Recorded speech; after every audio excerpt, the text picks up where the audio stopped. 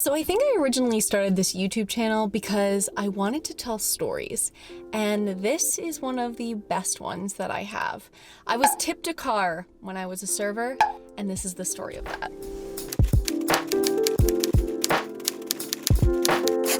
So, in a way, this is where the story begins. I ended up serving at the Keg, and I absolutely loved it. Like, serving at the Keg is so much fun.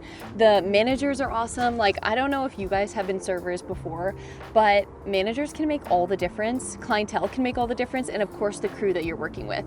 A restaurant is a well-oiled machine, and it has to be working at every single level, firing at all cylinders for it to be that kind of perfect, functioning, well put together place to work.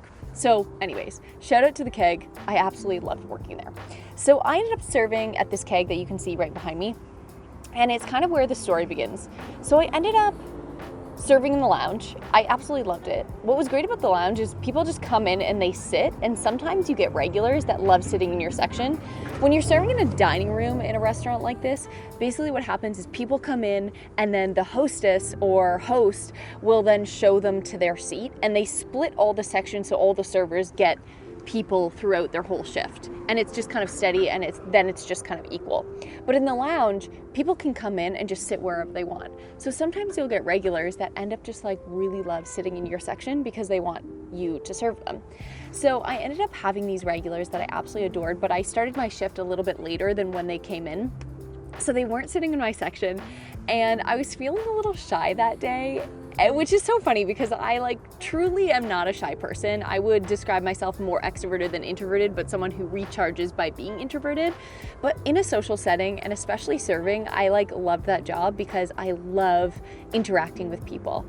And no matter what, in life, connecting, being kind, sharing stories, sharing vulnerabilities, that is something that I think at the end of the day, you've got to do to build a strong community.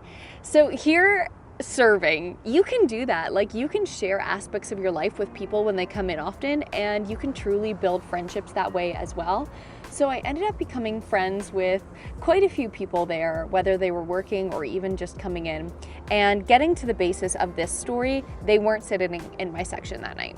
So I go over, and my life at the moment as well was a little bit up in the air. So I was thinking about moving home for my last year of university. In university, you have 5 years for eligibility if you're a varsity athlete. If you guys have been watching my channel for a little bit, you probably know I was a varsity athlete in university. I played volleyball there, and I had fulfilled 4 years. I was living in a student house with all girls that played on the volleyball team in my second, third, fourth year, and they all ended up graduating, so I had to find another student house in my last year. Now, oh my God, sorry, this hair is driving me insane. I hope it's not driving you guys insane too. So I ended up deciding, you know what I'm gonna do? I'm gonna move home for my last year because I lived quite close to home, about maybe a 30-minute drive from home to university. And I'm gonna take that money that I had saved up to pay rent that summer, and I am going to buy a car with it. Or I'm gonna at least put a big chunk of change towards getting a new car. But that ended up not being the best idea for me. When you're a varsity athlete, you practice every single day. For the position that I was in, I practiced multiple times per day. I also had classes and a social life and all these things. And home just didn't seem like the right place to be for me that year. So I ended up moving into a student house. And these are all things that I ended up kind of telling my regulars that were in that night. I went over to their table, they were like, "Hey Amanda," and so I go over and I say hi after feeling a little shy, but anyways, I got over it and I just was like, "You're being ridiculous, just go say hi." So I go and I say hi, and they're like, "How are you? What's going on?" And I just basically tell them, I was gonna move home, but I decided to try to find a car. But, when you are trying to find a car, it's the first thing in life that you pay for that makes you realize that the base minimum of life is really expensive. So they were like, "Oh, Amanda, good for you," all this stuff.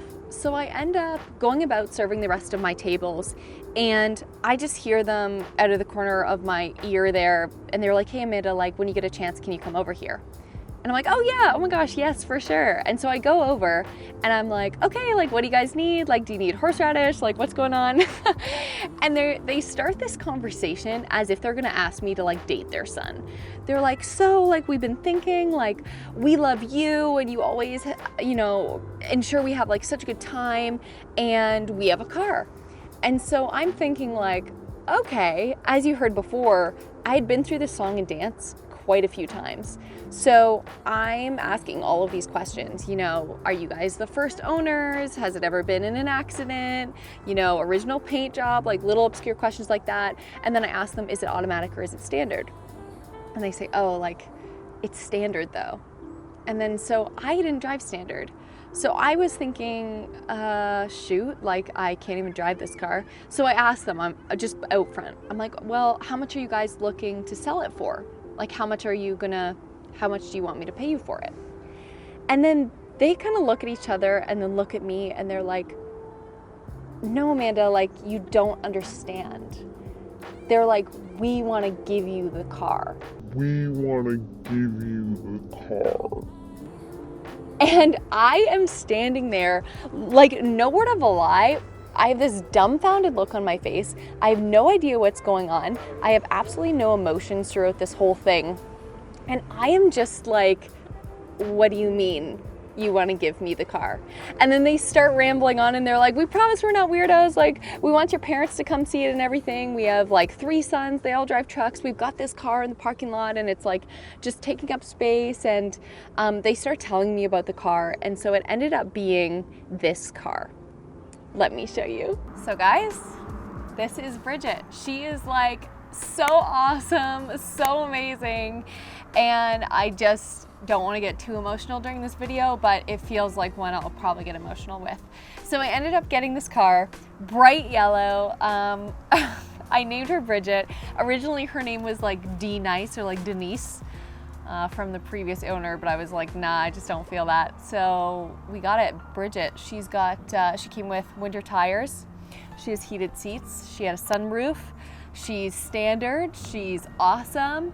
And her mileage was like under 100, and it was everything I could have hoped for. Now, right before getting Bridget, my dad and I had ended up going to buy a car, and we were on this lot, and like I had been through the song and dance. Like, it was so hard to find a car because the car salesmen were honestly really hard to deal with. And if you know someone who's a car salesman or you are one, like, I'm sorry, but I had a really bad experience with many different car salesmen from many different car lots. And we ended up going to this one car lot. And now this was when I was still on the tone of like, I'm gonna live at home and buy a car. My budget was around like $10,000, and then I could make payments on that. And we ended up finding this like awesome red Mazda. It was under 100,000, like, or it was like around there. It was really cute. It was very sporty. And after so much bad luck, I was finally like, oh my God, Dad, like finally we found it. We're making moves, like things are happening. And so we go up to the front door of the sales thing, and it was just like a little private lot.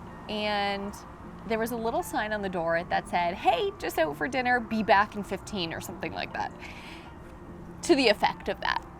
And so my dad and I go off, we grab a Tim's, like we're so pumped.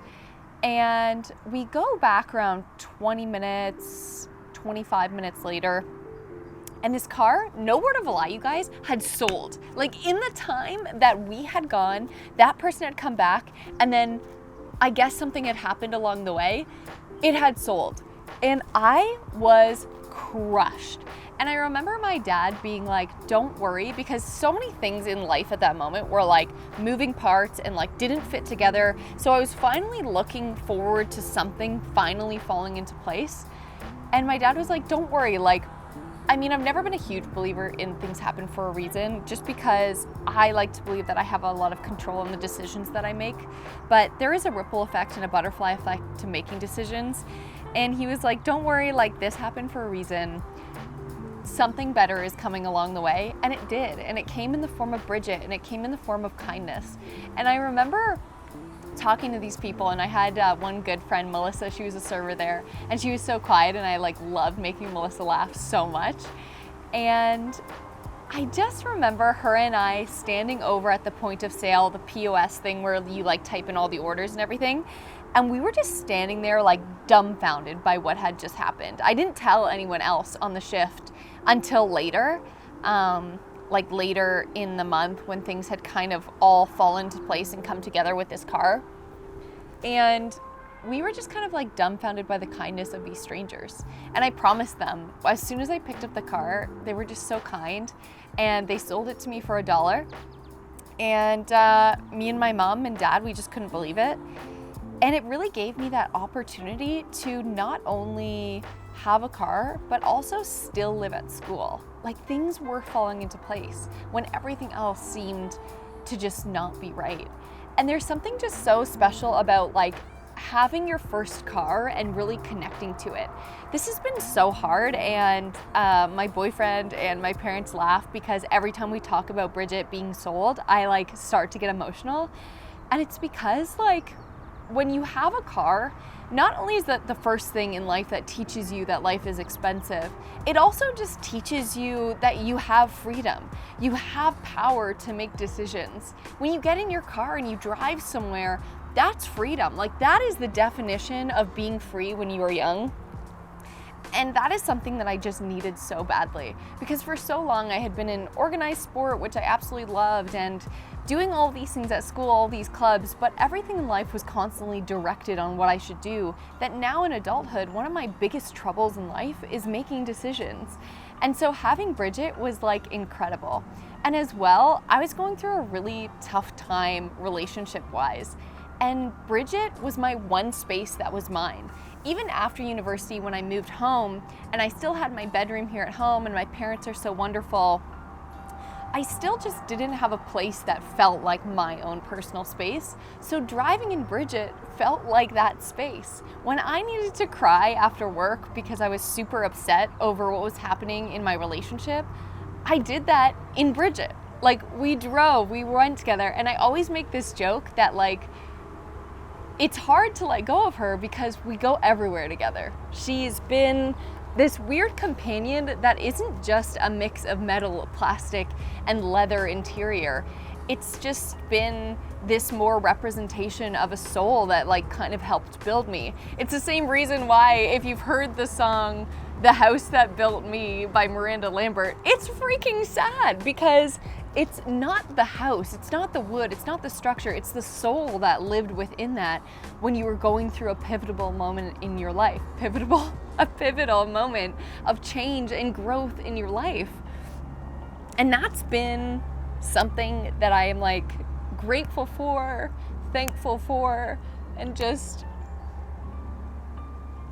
feel so whole about having this girl. So I just really wanted to make this video to pay tribute to this incredible act of kindness, this incredible story that is true and happened, and I still can't believe it to this day.